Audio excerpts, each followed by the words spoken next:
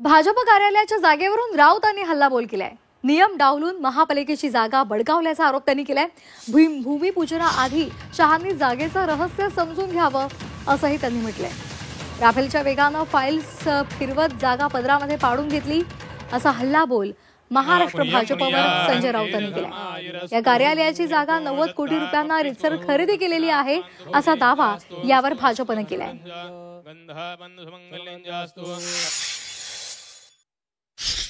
ती जागा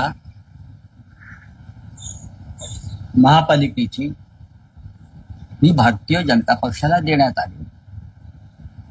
3.5 वर्ष राज्यामध्ये प्रशासन आहे मुंबई महापालिकेत आणि त्या प्रशासकाच्या माध्यमातून हा संपूर्ण व्यवहार करून घेतला।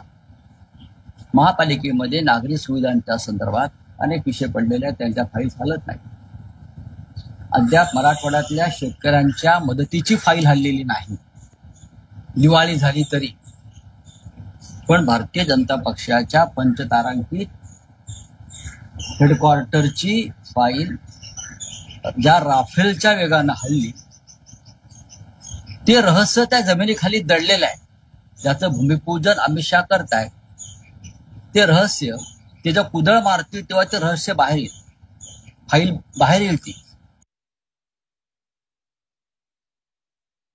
तर महापालिकेचा आणि या जागेचा एकनाथ डेव्हलपर्स यांनी पूर्ण प्रक्रिया पूर्ण केली आणि त्याच्यानंतर भारतीय जनता पार्टीने ही जागा योग्य दरामध्ये आणि रीतसर कारवाई करून सर्व कागदपत्रांची पूर्तता करून खरेदी केलेली आहे। ही जागा आम्ही लाटलेली नाही। संजय राऊत, तुम्ही कशा पद्धतीनं अलिबागमध्ये बंगले लाटले आहेत, कशा पद्धतीनं अलिबागमध्ये 7-12 लोकांचे आपल्या नावावर केलेत हे आम्ही बघितलंय। मातोश्री 2 कशा पद्धतीनं बांधली घेतली आणि कुणाकडनं लाटली गेली हे महाराष्ट्राला माहिती आहे। ही जागा लाटलेली नाही तर रीतसर खरेदी केलेली आहे। त्याचा पूर्ण खरेदीचा व्यवहार पूर्ण झाल्यानंतर आज या कार्यालयाचं भूमिपूजन होतंय। जवळपास 90 कोटी रुपये त्यासाठी खर्च झालेले आहेत आणि भारतीय जनता पार्टीच्या अधिकृत खात्यामधनं हे 90 कोटी रुपये गेलेले आहेत। तर या संदर्भात उद्योग मंत्री उदय सामंत यांनी प्रतिक्रिया दिली, पाहूयात।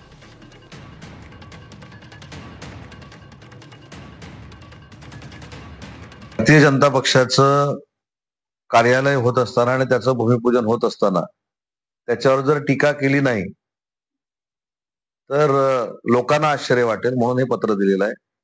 देवेंद्रजींच्या नेतृत्वाखाली सरकार हे अतिशय नियमामध्ये चाललेलं आहे। त्याच्यामुळे कुठेही भाजपाला फेवर करण्यासाठी कुठेही महानगरपालिकेनं असा निर्णय घेतलेला नाही। परंतु एखादी चांगली गोष्ट घडत असताना, एखाद्या पक्षाची वास्तू निर्माण होत असताना जर आपण बोललो नाही तर कदाचित कमीपणा ठरू शकतो। यासाठी हे पत्र दिलेलं आहे। या पत्रामध्ये काही तथ्य असेल असं मला वाटत नाही।